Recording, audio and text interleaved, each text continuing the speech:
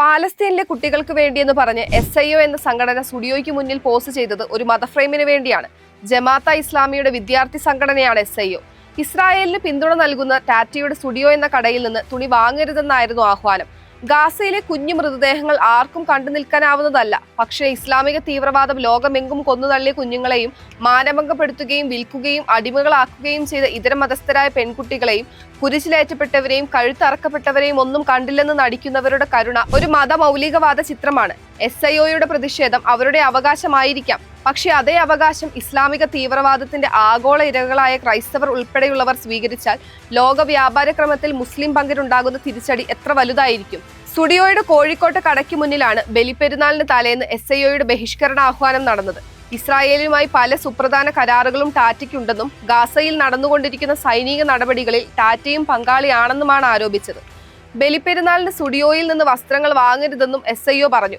ഒരു കുഞ്ഞിനെ കൊല്ലാൻ നിങ്ങളുടെ പണം ചെലവഴിക്കാതിരിക്കട്ടെ തുടങ്ങിയ വാക്യങ്ങൾ എഴുതിയ പ്ലക്കാർഡുകളും നിരത്തി. Adidas, H&M, Tony Hilfiger, Calvin Klein, Victoria secret തുടങ്ങിയ ബ്രാൻഡുകൾക്കെതിരെയും ബഹിഷ്കരണാഹ്വാനമുണ്ട്. സ്റ്റുഡിയോയുടെ കച്ചവടം കൂടിയെന്നതും സംഘപരിവാർ സംഘടനകൾ സംഭവത്തെ രാഷ്ട്രീയമായി ഉപയോഗിച്ചെന്നതും വേറെ കാര്യം. ഇക്കഴിഞ്ഞ ഏപ്രിലിൽ വഖഫ് നിയമ ഭേദഗതിക്കെതിരെ ജമാഅത്തെ ഇസ്ലാമിയുടെ ഭാഗമായ SIOയുടെ സോളിഡാരിറ്റി നടത്തിയ കരിപ്പൂർ വിമാനത്താവള ഉപരോധത്തിൽ തീവ്രവാദ പ്രസ്ഥാനങ്ങളായ മുസ്ലിം ബ്രദർഹുഡ്, ഹമാസ് നേതാക്കളുടെ ചിത്രങ്ങൾ ഉയർത്തിയത് ഏറെ വിവാദമായിരുന്നു.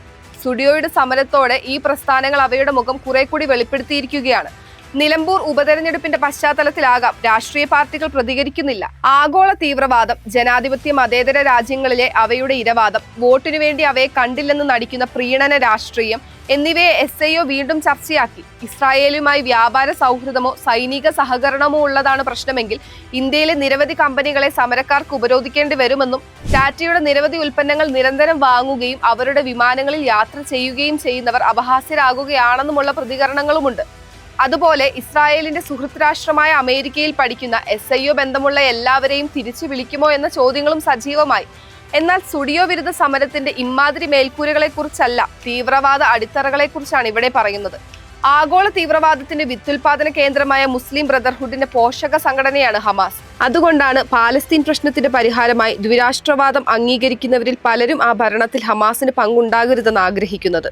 പാലസ്തീനിൽ ഒരു കുഞ്ഞും മരിക്കരുത്, പക്ഷേ അതിന് ലോകം ആവശ്യപ്പെടുന്നത് ഇസ്രായേലിനോട് വെടിനിർത്താൻ മാത്രമല്ല, ഹമാസിനോട് ബന്ദികളെ വിട്ടുകൊടുക്കാനുമാണ്. അതായത് കുഞ്ഞുങ്ങളുടെ ചോര ഹമാസിന്റെ കൈകളിലുമുണ്ട്. ഇസ്രായേൽ ഹമാസ് യുദ്ധത്തിൽ ഗാസയിൽ കൊല്ലപ്പെടുന്നവർ മനുഷ്യത്വമുള്ള എല്ലാവരുടെയും ദുഃഖമാണ്. പക്ഷേ SIO കേട്ടിട്ടുണ്ടാകുമോ എന്നറിയില്ല. ഈ അനുകമ്പയോ ഐക്യദാർഢ്യമോ കിട്ടാത്ത ലോകത്ത് നിരവധി കുട്ടികൾ കൊല്ലപ്പെടുകയും മാനഭംഗത്തിനിരയാകുകയും പോഷകാഹാരക്കുറവ് കൊണ്ട് മരിക്കുകയും ചെയ്യുന്നുണ്ട്. ഇസ്ലാമിക തീവ്രവാദികൾ കുട്ടികളെ ആയുധം കൊടുത്ത് യുദ്ധത്തിനിറക്കുകയും മനുഷ്യ കവചങ്ങളായി ഉപയോഗിക്കുകയും ചെയ്യുന്നുണ്ട്. കുട്ടികളുടെ സ്ഥിതിയെക്കുറിച്ചുള്ള UN peace research institute, Oslo എന്നിവയുടെ റിപ്പോർട്ടുകളെ അടിസ്ഥാനമാക്കി സേവ് ദ ചിൽഡ്രൻ നടത്തിയ പഠനത്തിൽ കുട്ടികൾക്ക് ജീവിക്കേണ്ടി വന്നിരിക്കുന്ന ഏറ്റവും സംഘർഷഭരിതമായ 10 രാജ്യങ്ങളുണ്ട്.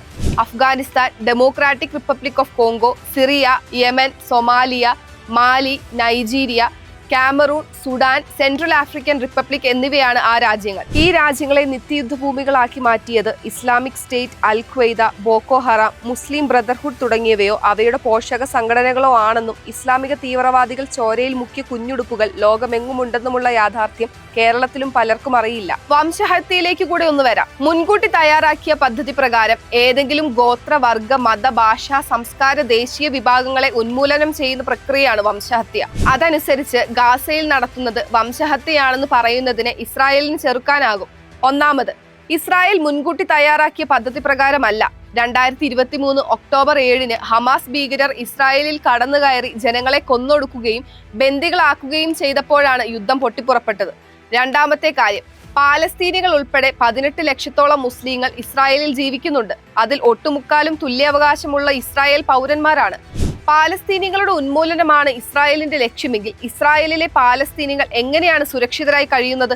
വംശഹത്യ എന്ന വാക്ക് തോന്നിപടി ഉപയോഗിക്കാനാകുമോ? വംശഹത്യ വിശേഷണം ഹമാസിന് ചേരുമോ എന്നുകൂടെ വ്യക്തമാക്കണം.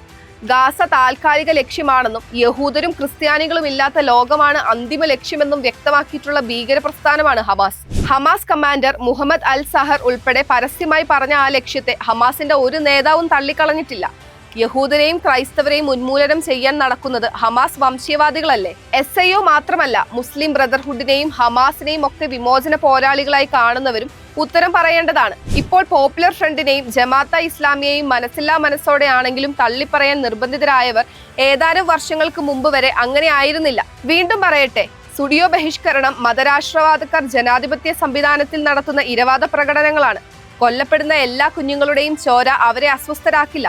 ഇസ്രായേൽ ഹമാസ് യുദ്ധം തുടങ്ങിയ അതേ കാലയളവിൽ അസർബൈജാൻ തുർക്കി സഹായത്തോടെ സ്വന്തം മണ്ണിൽ നിന്ന് നാടുകടത്തിയ കുഞ്ഞുങ്ങൾ ഉൾപ്പെടെയുള്ള 1.25 ലക്ഷം അർമേനിയൻ ക്രൈസ്തവരെ കാണാതിരുന്നതുപോലെ